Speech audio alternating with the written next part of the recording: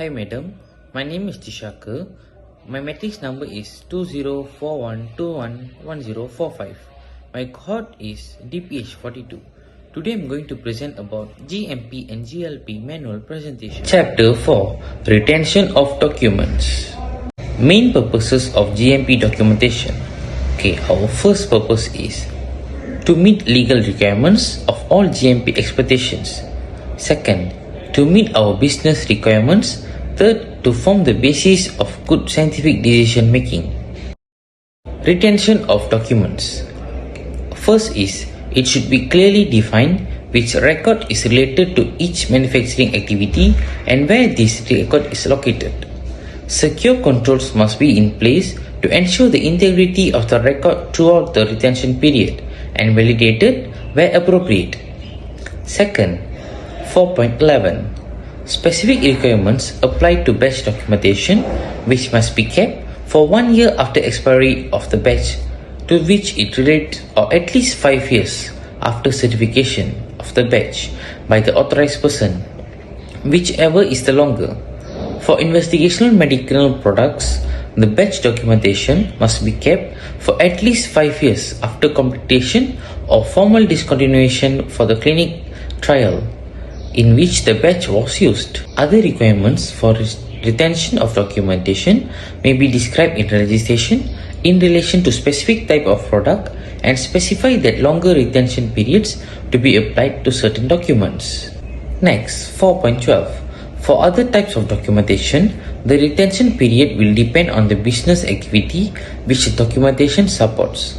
Critical documentation including raw data, for example, relating to validation or stability, which supports information in the marketing authorization, should be retained, whilst the authorization remains in force. It may be considered acceptable to retire certain documentation where the data has been superseded by a full set of new data. Justification for this should be documented and should take into account the requirements for retention of batch documentation. For example, in the case of process validation data, the accompanying raw data should be retained for a period at least as long as the records for all batches whose release has been supported on the basis of the validation exercise. Next, we are going to see the type of documents in GMP and their explanations. First type of document is Quality Manual. Quality Manual is a global company document that describes in paragraph form the regulations and parts of the regulations that company is required to follow. Second is policies. Documents that describe in general terms and not with step-by-step instructions how specific GMP aspects such as security, documentation, health and responsibilities will be implemented. Third is Standard Operating Procedure, as we know SOP, step-by-step instruction for performing operational tasks or activities. Fourth document is batch records. These documents are typically used and completed by manufacturing department. Batch records provide step-by-step instructions for production-related tasks and activities, besides including areas on the batch record itself for documenting such tasks. Next is test methods. These documents are typically used and completed by the quality control QC department. Test methods provide step-by-step instructions for testing supplies, materials, products and other production-related tasks and activities. 6 is specifications. Documents that list the requirements that a supply, material or the product must meet before being released for use or sale. The QC department will compare their test results to specifications to determine if they pass the test. Next, we're going to see is logbooks. Bound collection of forms used to document activities. Typically, logbooks are used for documenting the operation, maintenance and calibration of the piece of equipment. Logbooks are also used to record critical activities and its corresponding action assignment. General requirements, key features of good documentation. A good documentation constitutes an essential part of quality assurance system. Clearly written procedures prevent errors resulting from spoken communication, and clear documentation permits tracing of activities performed.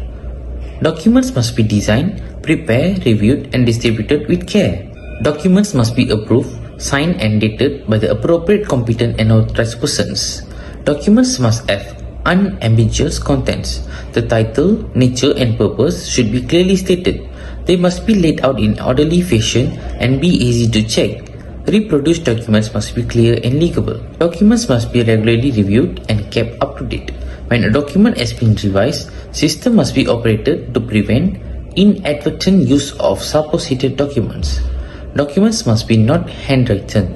However, where documents require the entry of data, these entries may be made in clear, legible handwriting using suitable indelible medium. Sufficient space must be provided for each entries.